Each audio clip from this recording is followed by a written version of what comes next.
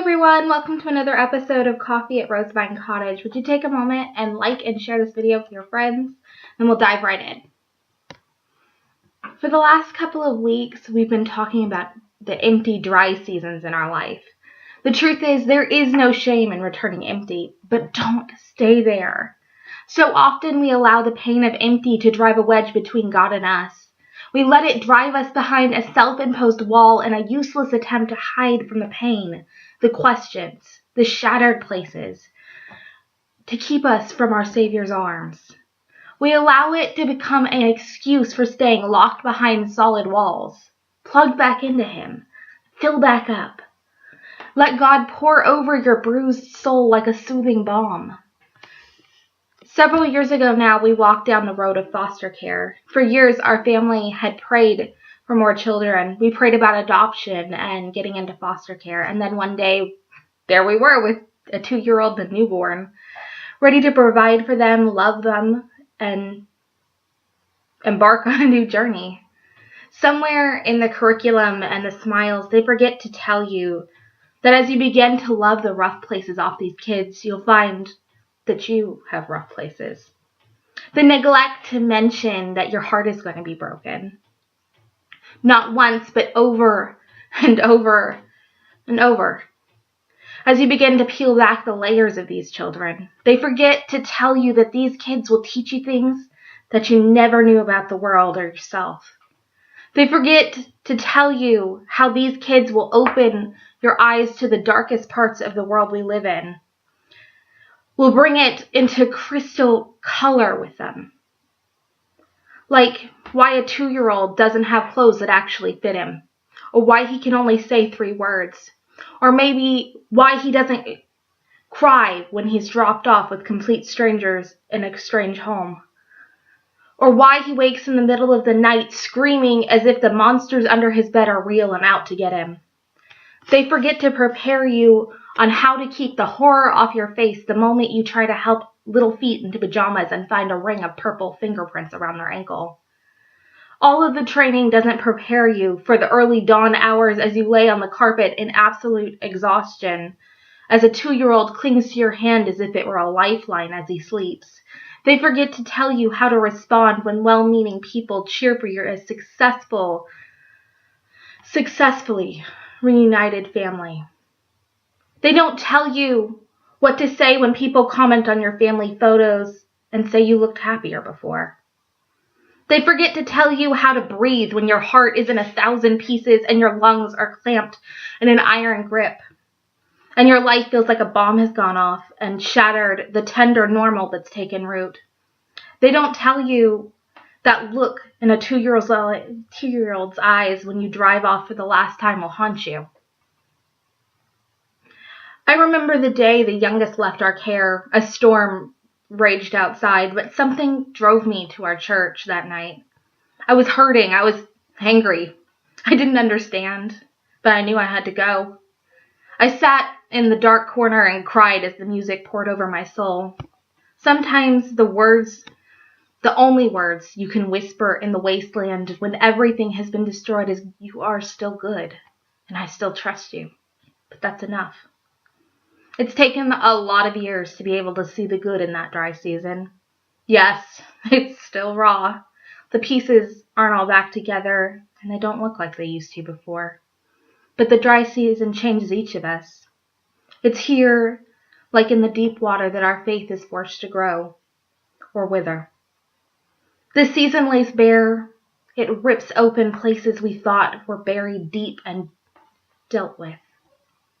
The wasteland can easily be the place that we abandon His call. It can be the place that breaks us. It can be the place that sends us dashing back to our fortresses, or we can walk out on the other side stronger.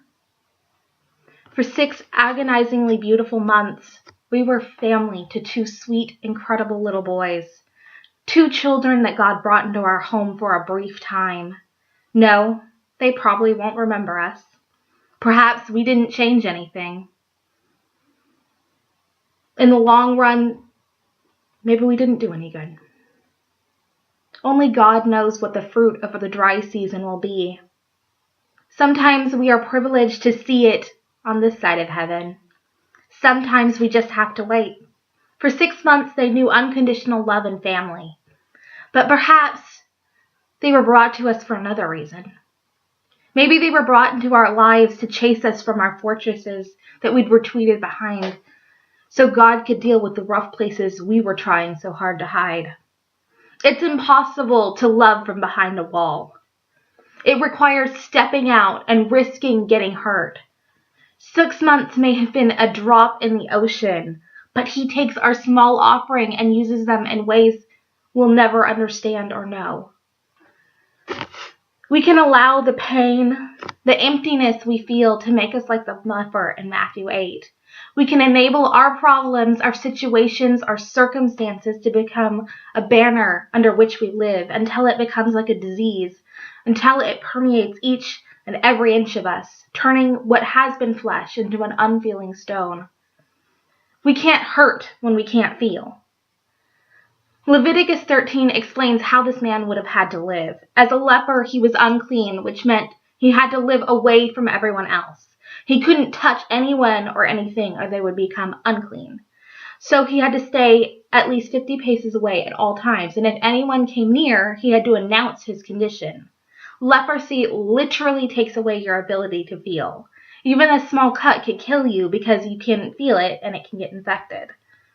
Maybe we don't have physical spots on our skin, but how many of us have secret spots?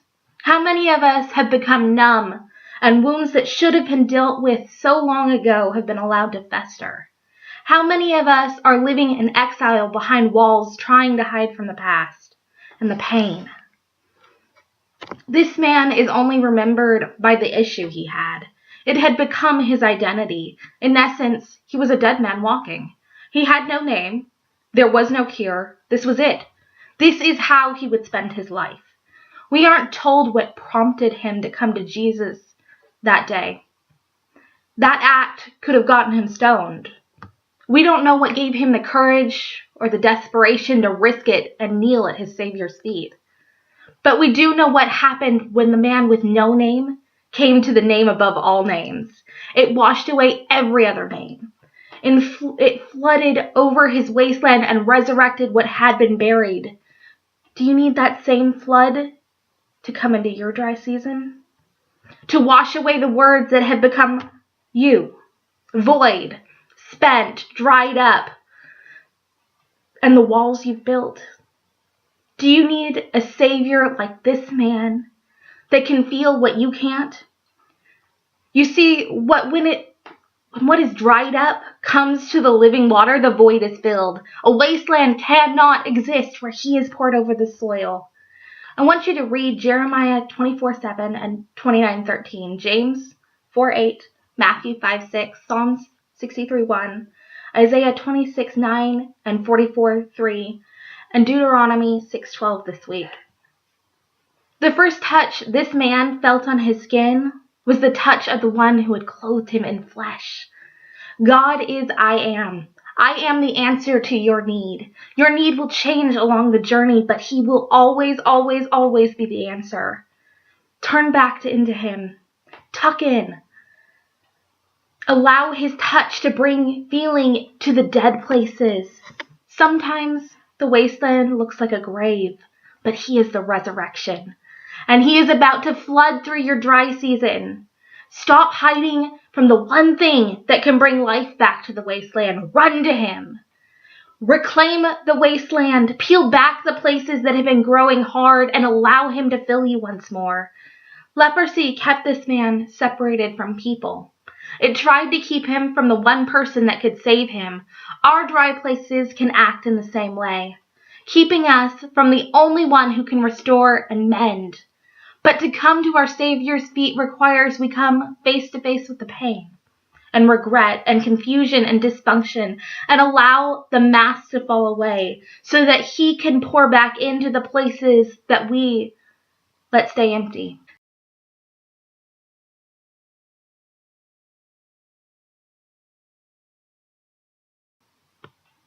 Thank you so much for watching. I really hope this blessed you. If you take a moment and comment, and again, like and share. Have a blessed day.